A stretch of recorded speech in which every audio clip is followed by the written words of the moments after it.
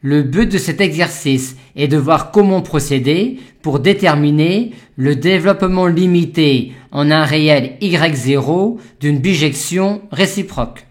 La question 1 est classique. On commence par calculer f' et on souhaite montrer que f' ne s'annule pas sur R. Pour cela, on étudie les variations de f' en considérant f secondes.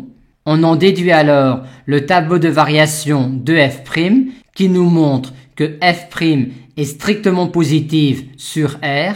Par conséquent, f est une fonction continue et strictement croissante sur R. De plus, vu les limites de f en moins l'infini et en plus infini, on a tout de suite que l'image de R par f est R. On en déduit donc que f réalise une bijection de R sur R. Et comme de plus f est de classe C l'infini sur R avec une dérivée qui ne s'annule pas sur R, on en déduit que sa bijection réciproque est également de classe C l'infini sur R. Par conséquent, elle possède un développement limité à tout ordre en 1.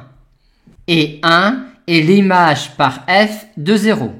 Pour déterminer le développement limité d'ordre 3 en 1 de petit g, on va procéder par la méthode des coefficients inconnus.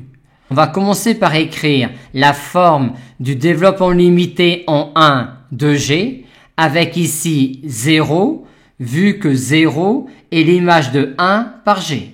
Et pour déterminer les coefficients inconnus b1, b2, b3, on va écrire que l'image par f de g de 1 plus h est 1 plus h, mais est aussi égale à l'image de ce développement limité là par petit f, ce qui nous donne cela. On calcule ensuite le développement limité à l'ordre 3 de cette quantité là, et de même pour cette quantité là. Et en identifiant alors le dl en 0 de cette quantité là avec cela, on en déduit les valeurs de B1, B2, B3, c'est-à-dire le dl en 1 de G.